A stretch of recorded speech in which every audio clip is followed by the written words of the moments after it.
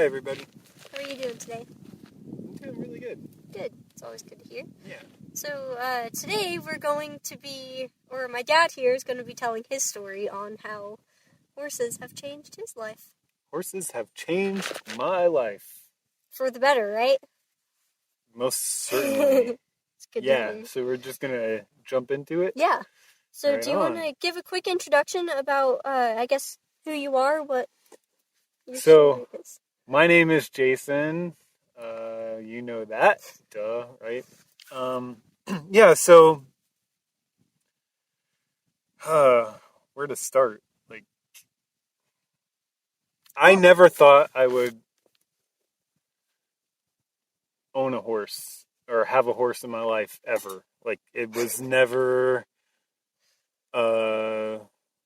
even a remote figment of my imagination.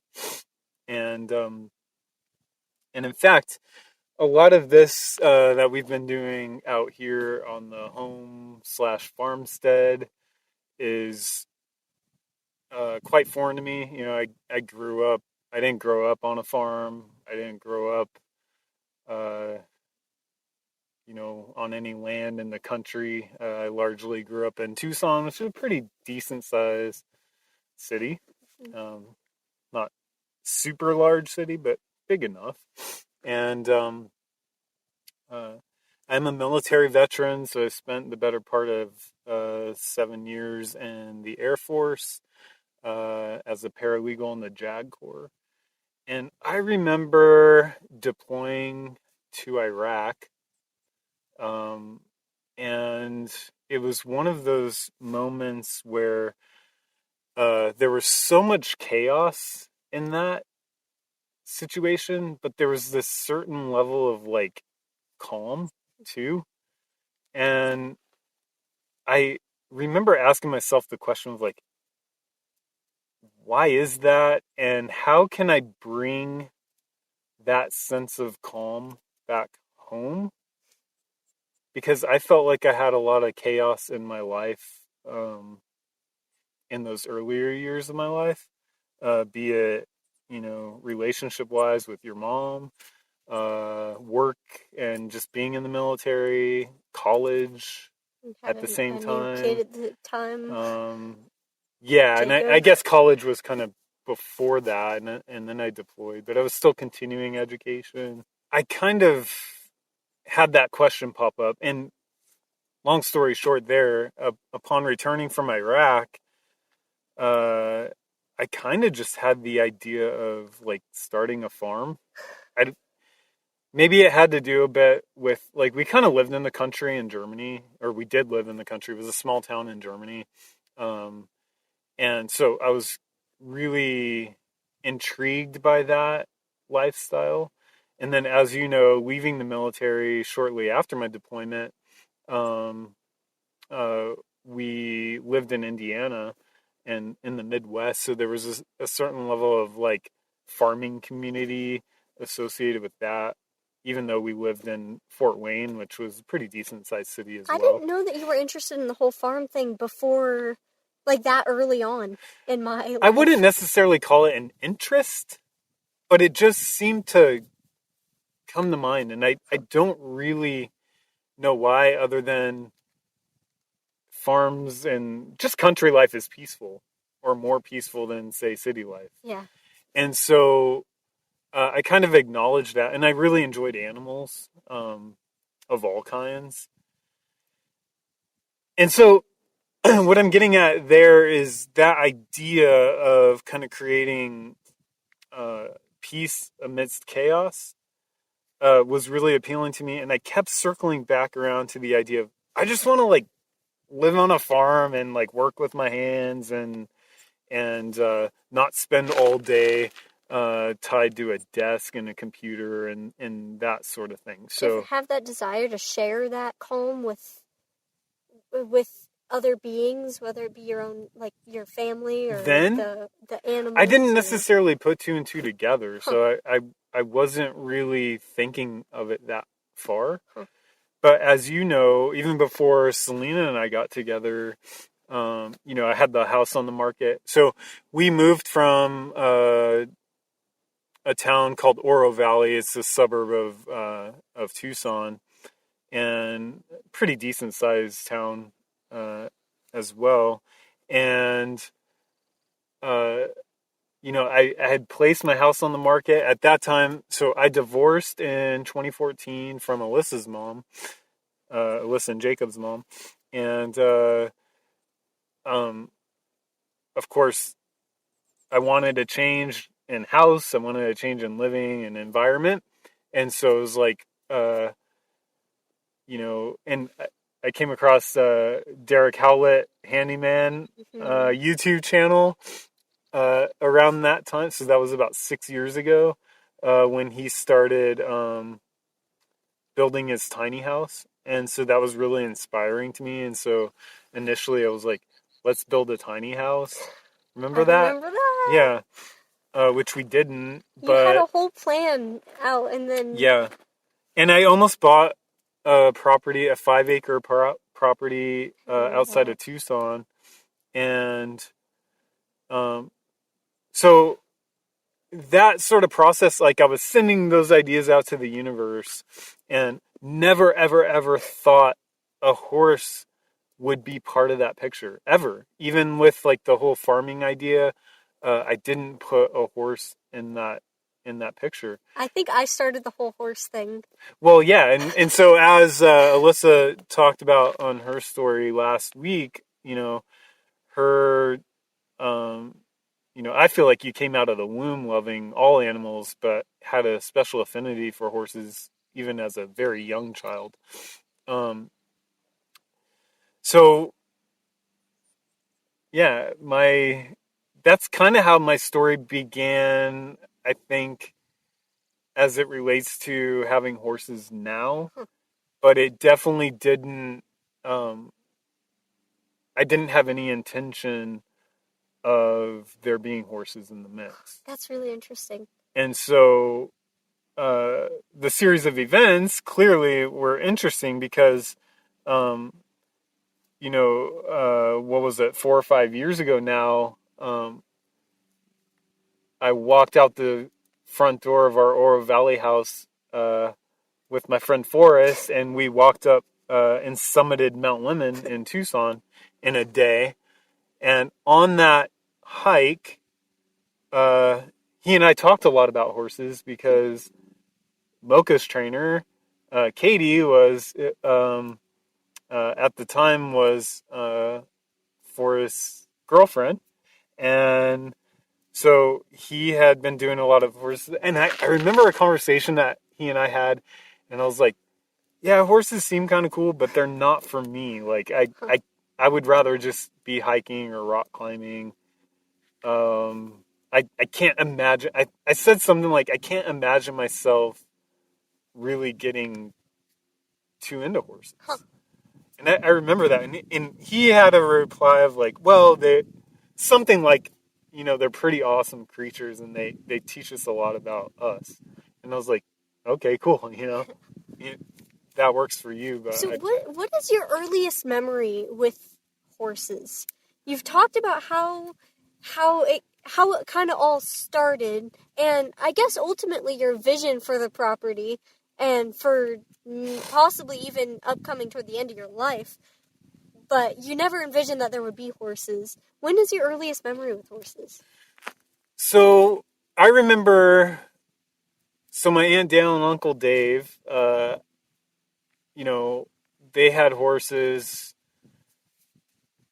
you know, at various times throughout life. And I think that's my earliest kind of being around a horse. Like if we go over for a holiday like Thanksgiving or something like that, and the horse was there, like maybe feeding an apple or a carrot or something. Never rode any of them. Never took them out really. Just through the fence and whatever. Um, so that's kind of my earliest interaction with horses. And then when I was in high school, I went on a trip to San Carlos, Mexico, and it's a pretty touristy environment out there. And so they had uh, you could ride horses. You could pay like for an hour and ride horses on the beach. And they were very, what I know now, extremely shut down horses, that stood there and like did not move, did not do anything until that lead, I don't know if you want rancher or whatever, would tell them to go, and they stayed together, and you mounted, and they just walked. And so, you know, I was maybe a sophomore in high school. I don't even think, maybe I was freshman in high school. Oh, man, I was you right were about around my your age. age. Yeah, so I was right around 15. And, you know, we're 15-year-olds. You're much more mature and unstupid 15-year-old. I was very typical, I guess, 15-year-old. And so we paid to get on these horses. And I remember a friend of mine was goofing off, and he grabbed a twig. You know, it was probably like, you know, maybe 2 or 3 feet long, like twig off the beach, and was just goofing off and like was pretending to like, kind of like smack the back of the horse, and the twig got like caught up in the horse's tail, and it spooked the horse, and the horse didn't buck or anything, but it did move a little quicker, and um you know, looking back on that, like it was most certainly the wrong thing to do with a horse or any animal for that matter. It was childish. That really was like my first and only time riding, and I wouldn't even call it riding. Arguably, and I don't know, I might offend some people in this way, but I don't even think at that point they're truly horses. Um, and reflecting back on that memory, like I still see their eyes, which is a really interesting thing. Like, uh, and I've seen that same sort of eye uh, in other horses like that. You know, like we've just for fun, like went out to like the local auctions, Yeah. and I remember seeing that same sort of like glazed over, shut down sort of look from a horse. And my I opinion don't have is a place in this world. right. I'm just Yeah, here to be. and my opinion is that they're really not truly horses at that point. But that's for a whole nother discussion, perhaps. So those were really like, that was my first and only riding, which I wouldn't really call riding. And then the only time after that came at the horse camp family day that we went on a ride in similar types of horses. I wouldn't say as shut down and as the Mexico horses, but um, definitely uh, not the type of horses that I know now. And like we mentioned in your story session, like that horse went into the middle of the round pen and stood there while all his brothers and sisters were circling around having a good time. And I was so frustrated. Like, this is not like fun at all. I was having a good time because you were, I suppose, but it kind of triggered something in me. Like, horses are not my thing. Yeah. That's how I walked away from that experience, and I was just like, okay, cool. It works for some people, I suppose, but it's not for me. And so those were my earliest interactions with horses, and kind of set the stage in a weird sort of way for where we're at now. Yeah. So with that said, tell us when you started loving horses. Uh, yeah. Where did your horse loving journey begin? And then where are you? That kind of set the stage for me to not really have anything to do with horses in my life. Those two interactions. So from that point on, your love and affinity and zeal for horses like grew exponentially. And you were very polite about it. Like, you weren't like, oh, I know I want a horse and can I ever get a horse and blah blah blah. But it would come up from time to time. You would talk about it and you say like, what? My mindset was always like, well, we live in the city. We live on a 3/4 acre parcel that we couldn't have horses even if we wanted to. And I'm not about to like try to lease one or whatever. So if we could find like a camp or something you could go to here and there, that would work. If not, then that's okay too. So I didn't really pursue it. But the seed was planted to connect with Katie and then ultimately getting Mocha when Forrest and I went up Mount Lemmon and had that discussion. It kind of like seeded back in my mind. I was like, oh, well, you know, it might be something that I could potentially like, because I remember us talking about it being like hiking only, you're riding the horse and that connection. So he kind of mentioned that a bit. And then of course, we went on some climbing trips with Katie, and then that part is kind of history. Like, so we connected with her, and then you started going out and training with her and getting really connected with Mocha, and just being around them, then just dropping you off and picking you up, and like being around and in the horse's presence. I started it piqued my interest, and like something internally was just like, wow, I feel it. Didn't know what it was, didn't know how it would play out. And then as you described, that day that we were brushing Mocha, and literally like that wave of emotion, and like, all right, I'll buy her. And She like, told you to right, say that. yeah.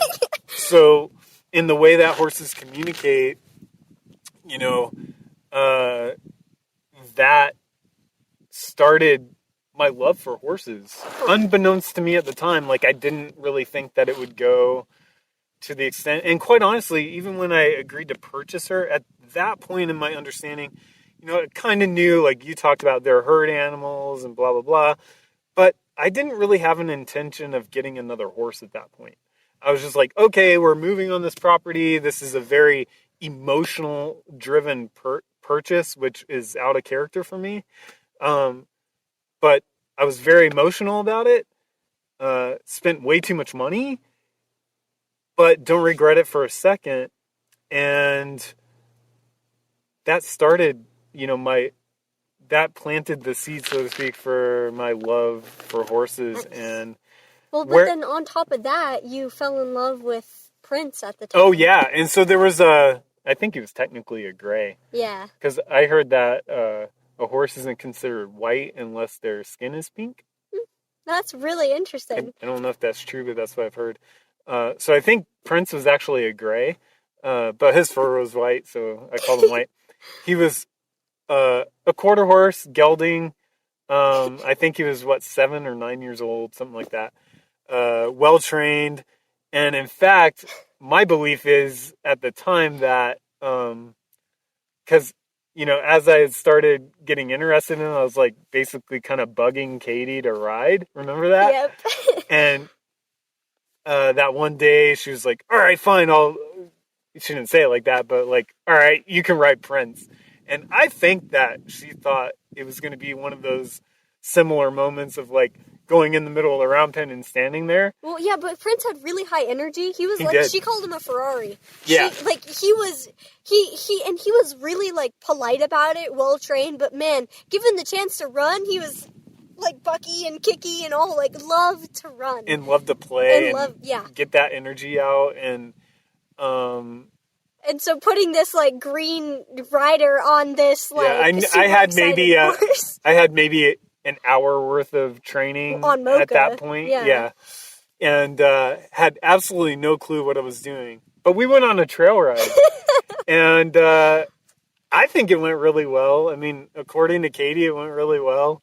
And, we rode. We did a little trotting even on that. Remember him turning into you after you took the saddle off? Mm-hmm. And so I fell in love with Prince. And, ultimately was supposed to purchase him, and that fell through. And from that point, we had Mocha out in our area that we moved to, but she was boarded at a neighbor's for 6 months, a year, almost. Yeah. I think it was a little over a year. Yeah, a little over a year. She was boarded while we were getting some of our infrastructure built up here. And in that time, from that point, I was just like, I really want a horse. Um, and then stumbled upon Cody on Craigslist, and I remember the picture that she had. It was just him staring with his white blaze. He still does it now. It was just like he was staring into my soul, like, you and me, we're gonna be friends, and just come pick me up. And so I remember pulling up, getting out of the truck, and as I closed the door to the truck and started walking toward him, um, his previous owner was like, "Cody, I told you you were gonna have a new daddy," and he let out a loud whinny, and he did his kind of head nod thing, and that he normally does, and I was like, "All right, he's mine. Like, I'll buy him. Can't take him home right now, but I'll be." I think it was on like Friday evening, and I was like, "I'll be back Monday, pay for him, and we'll take him." Nice. It was that quick, and so where I'm at now in the journey, so bringing Cody home, uh, my intention then was, all right, I'm just gonna have a horse. I'm gonna ride that horse. It's gonna be recreational. I'm gonna take him out. I'm gonna do the brushing, whatever. I'm gonna saddle him up. We're gonna go ride. We're gonna get home, and and that's like the extent of what I thought this relationship was gonna be like. Boy, was I so miscalculated in that.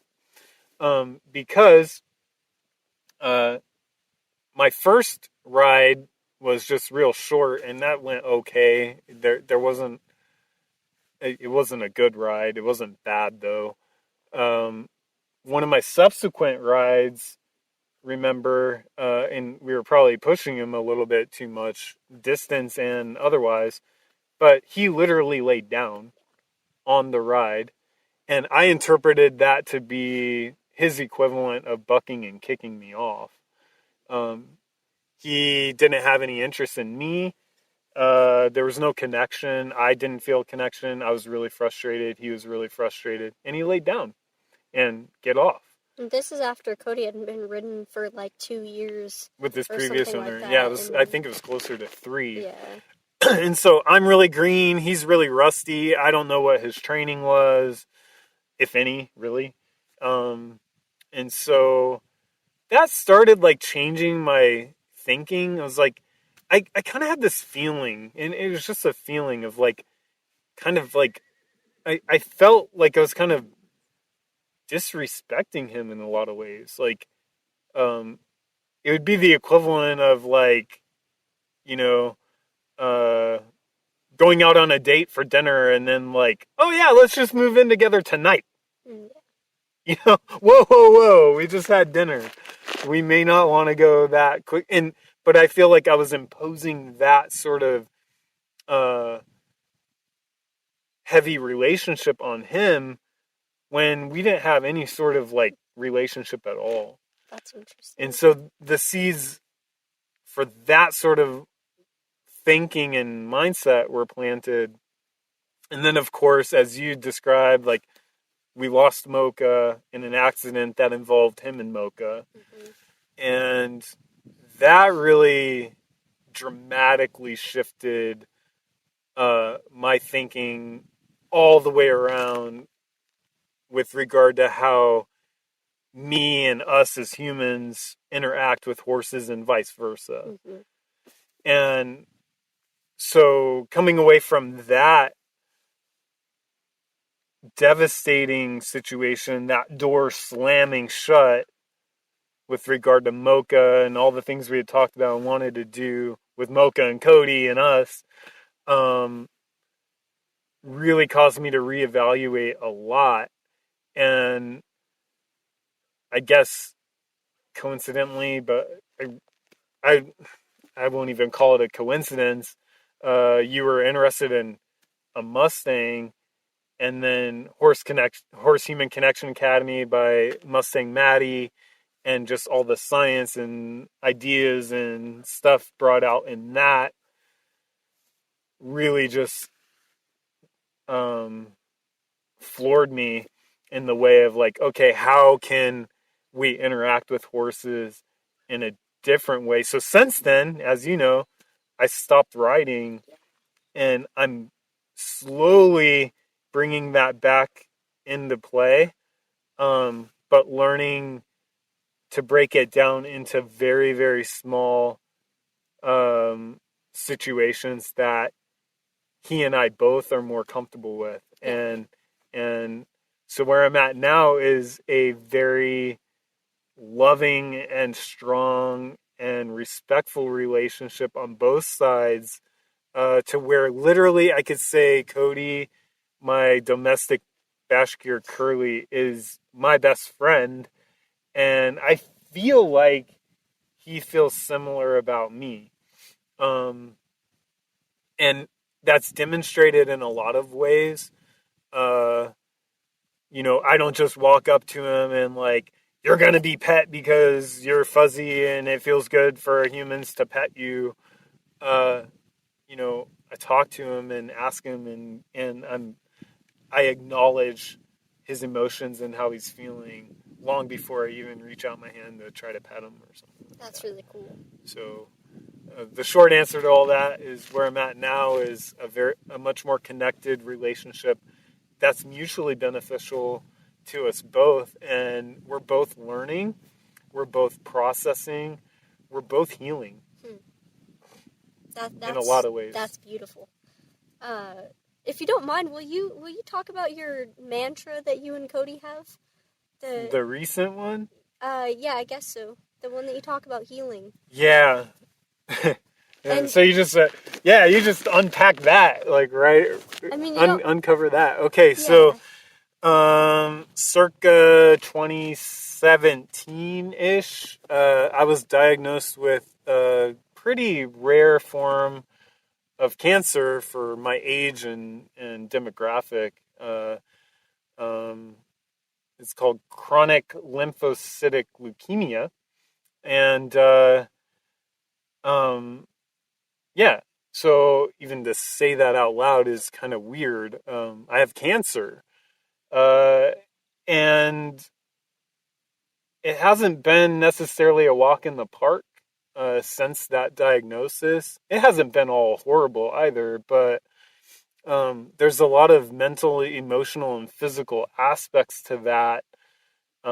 Largely, I would say mostly emotional and mental that come in. And, I remember before the diagnosis, and like, I used to wonder, I was like, how do people know and find out that they have cancer of all things? And like, and then I used to ask myself, just kind of because I was curious. I was really a healthy person leading up to that. I had some other stuff, but largely pretty healthy. And so I always wondered, like, number one, how do people find out, and then how do people live with it? And so now, a few years after the diagnosis, I am living with it. And the first 6 months to a year was pretty rough on me, like, because it's almost kind of like somebody gives you a death sentence. And in my way, of working through that, it's like, okay, but I'm not dead. We're all dying, whether we like it or not. Um, and it took me a while, I would say probably close to, if not more than a year, to really get comfortable with the idea that I could have a chronic um, medical condition that sometimes does derail me, like in a day, like, and like, and for me, this condition, uh, it hits me hard, like in the way of like fatigue and just overall malaise, like not feeling great, and nausea. I get some weird sort of, like, these like bone achy sort of feelings. Um, and, but I came to a realization of like, okay, like, this could kill me much more rapidly if I have the wrong mindset about it. And so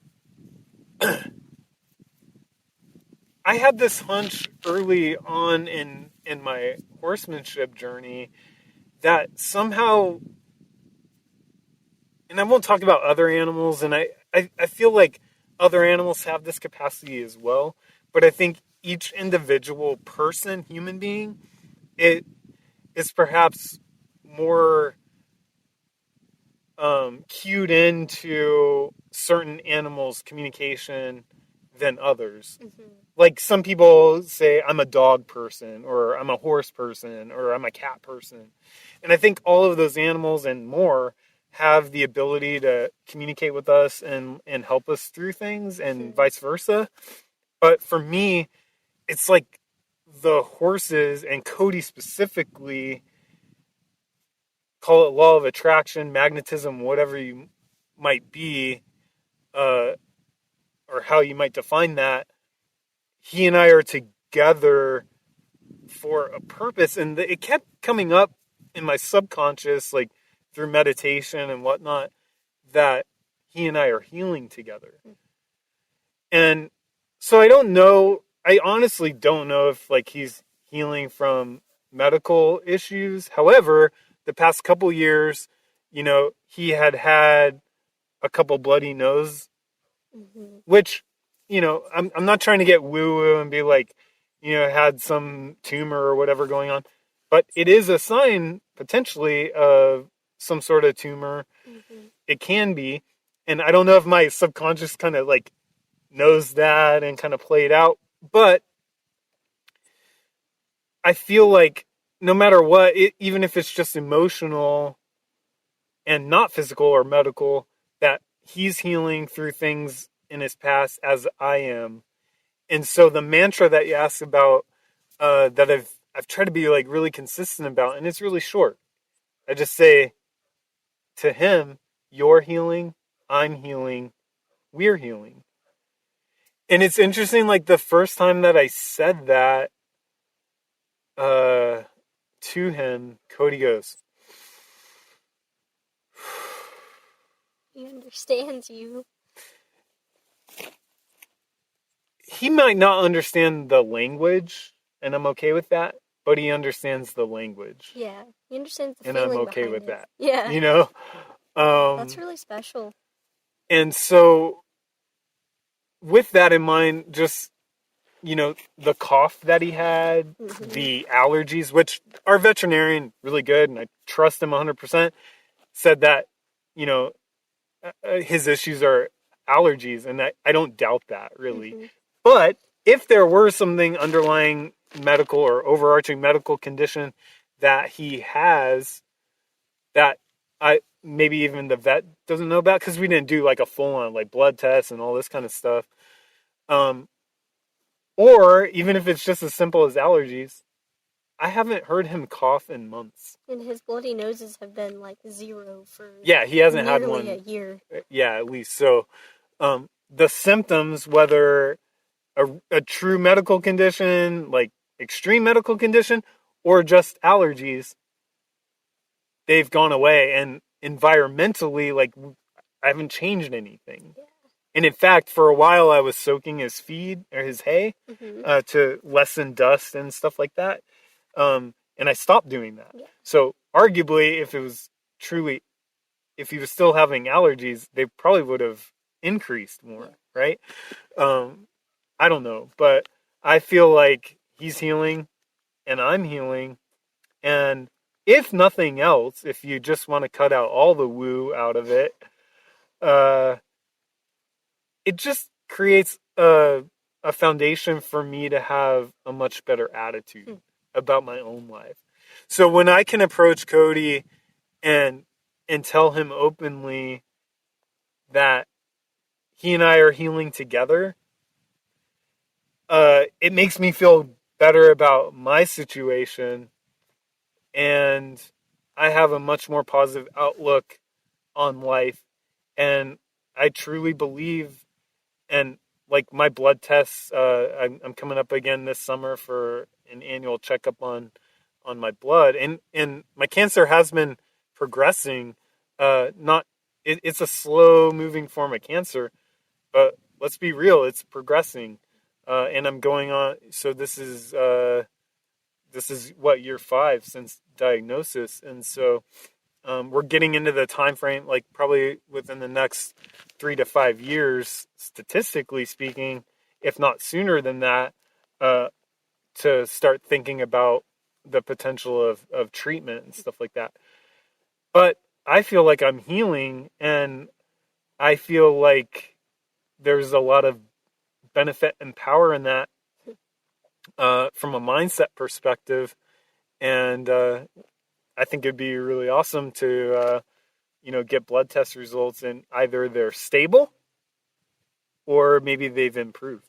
Yeah. And that's possible. So that's really cool. Yeah. That's man, that's really cool.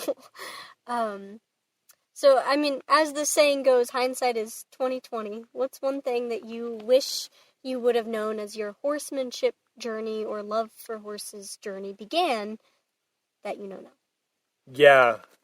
Hindsight is 20/20. Mm-hmm. And I think I've alluded to this so far just in talking this much, but I wish I would have been open to the fact starting out that they're not just like a quad or a dirt bike or a recreational vehicle. Mm-hmm. They are living, breathing sentient beings who bring so much value to mankind over centuries of time and history. Yeah. We would not be, collectively as human beings, we would not be in the place that we are as a civilization, as a species, if it were not for our equine friends. Yeah. So I wish I would have known that and approached even my single relationship with my horse in that way, rather than just treating him, or them rather, as recreational vehicles. I like that a lot. I mean, because I really like that you bring up how much they've done for society throughout history. I mean, years past, they were essentially our first vehicles. I mean, they rode us to places. War. Yeah, they to get groceries, to explore new worlds. And then they helped us travel long distances without having to walk fully on feet. And with industrialization came essentially cutting out the horse. Yeah. Yeah, and so the horses have just been instrumental to humankind. Yeah. I also feel like over the years... And we still use, I mean, when we talk about engine power, yeah, it's measured in horsepower. You know, like, they're still integral parts of our existence, but I do feel like largely mankind had just kind of discarded the horse. Yeah. In a lot of ways. I feel like we have a different way of like viewing them and treating them and spending time with them now than we did in, I guess, years past. Yeah, and you and I have talked about this to some degree of like I'm really like I'm weak on history in all ways, but I'm really curious as to the relationship and like actual emotional connections that generations past have had with horses. Well, I read a thing in a book that I have. It's an informational like horse breeds, but it also has like little snippets of, you know, different things that certain breeds of horses are good at or whatever. And anyways, I read this thing of, I think he was a Roman emperor or some sort of like higher up from a different country, and I remember like he loved his horse. He had a horse, and he loved this horse so much that he never, like, this horse was never ridden into battle. And a lot of that, like, it mentioned because he couldn't bear the sight of seeing his horse get shot down. Yeah. He couldn't bear the sight or he couldn't bear losing this horse. And that for me was really special to hear because, I mean, you kind of learn within history, like, some emperors and some rulers are just, they're not, like, they don't treat, they just want power. They crave power. They crave the money. They crave the land. Like, they just want to be powerful. And it was really cool to read that this ruler actually cared enough for this animal, this horse, to treat it like royalty and loved it like it was his, and I'm sure there's like countless number of stories like that. Yeah. And also countless number of stories of people just treating them like recreational vehicles, for lack of better expressions. But I'm curious as to, like, because I would say, like, in our day and age that we're currently living in, horses are more about, like, they're more about recreation and competition. Yeah. Than they are about anything else. Mm-hmm. In our present world. And I'm not implying that that's wrong. I just, I feel like there's so much more potential on both sides. And we're tapping into it on a daily basis. Yeah. And that's part of this, the reason for this podcast and this story series is to really help uncover that and give the horse a new voice. Yeah. In my mind. They are beings too. Yeah. So, as this podcast is Reinforce the Horse, Yeah. tell me what your favorite way, or tell us what your favorite way of reinforcing your horse is. Well, we have a coffee shop that you work at Yeah. locally called Talking Irons Coffee Saloon. We do live in a little small town in Pierce, Arizona, and but we have a coffee shop. The owners, Sarah and Thomas, are fantastic, and they belong like in a very large city with their excellent coffee and pastries and all that kind of stuff. I like to give Cody pastries from Talking Irons, and they're gluten-free, and, like, we're talking crumbs. We're not talking, like, big pieces, but I would say it's just super fun, like, to be able to buy something like that is relatively healthy for him to consume, and give him a little nibble here and there, and then just watch him smile about it. He smiles about it, and then he'll, like, he does this little, like, thing where he'll bob his head up just very slightly to ask for more. And I don't think I've ever seen Cody ask so much for more of these pastries. There's one, I've decided it's their favorite, both Willow and Cody. So that bobbing his head, so technically what he's doing is standing chill, but it's a lazy standing chill because he's like, so the standing chill cue or calm default stationing that you learned, we just kind of termed it something a little looser, if you will, but standing chill is like he'll lateral flex to the right usually, and that's his calm. Like, so if he's getting nervous, or I'll just cross my arms and ask him calm, and he'll flex over that way. But he also does it because I've kind of taught him, hey, like, go ahead and be calm, and that's the cue to, like, all right, because that's to keep him from being over excessive and demanding treats, right? Yeah. It's also no thank you in most cases. Yeah, and so, but his bobbing the head is his, like, I'm going calm, like, he gets so excited about it, but there's this... It's just his excitement, but he's still trying to do that movement.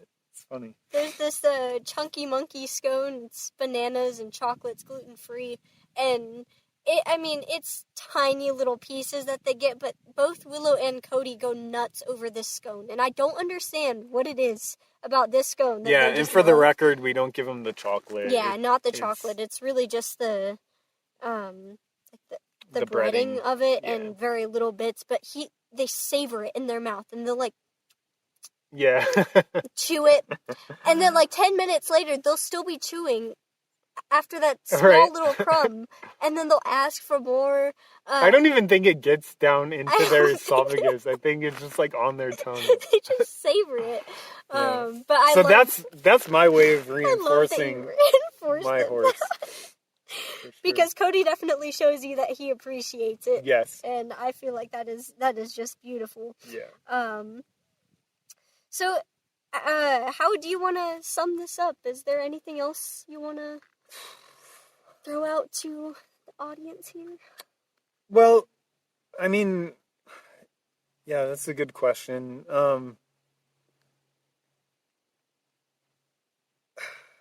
Personally, I've come so far, and there's been a lot of like inputs in that progress. I mean, we've been out here going on 4 years now, and I think in that three plus years of time, I've gone through so many positive changes in my own being, in my own life, in my own psyche and emotional state and all that. To where I think to summarize it all, I I don't feel like everybody needs a horse. I don't think that would be beneficial to the horses. Like, if we were like everybody needs a horse and that's the only way to go. However, I do believe that what the horses bring to us and what we bring to them can be found in myriad ways in our existence on this earth. So whether it's being open to approaching just nature in a different way, or approaching animals and your pets in your household in a different way, approaching your circumstances in a different way. What I've learned, I think, the most in my relationship and developing my story with horses is that it is truly a journey, and we don't necessarily master any one particular aspect of that journey ever, but we're continually, so long as we're open to it, we should be continually moving in the direction toward mastering. And you should spend time to find the ways that you're able to do that in your own life, whether it's with a horse, a dog, spending time in nature, a particular hobby, or those types of things. So I like that. yeah. Nice sum. Anything else? No. Well, thanks so much for sharing your story. Yeah. You too. And I just want to give another like shout out, because I know clearly we both have a lot of emotion tied into this horsemanship journey. Yeah. And we've had quite a few naysayers and people that we could have listened to, who, giving them the benefit of the doubt, have good intentions, but could have easily shut us down in our pursuit. And so I guess that's another part. Like don't just take somebody's, including our, word for it that you should go out and do these things and whatever, like, and really, meet yourself where you are. Yeah.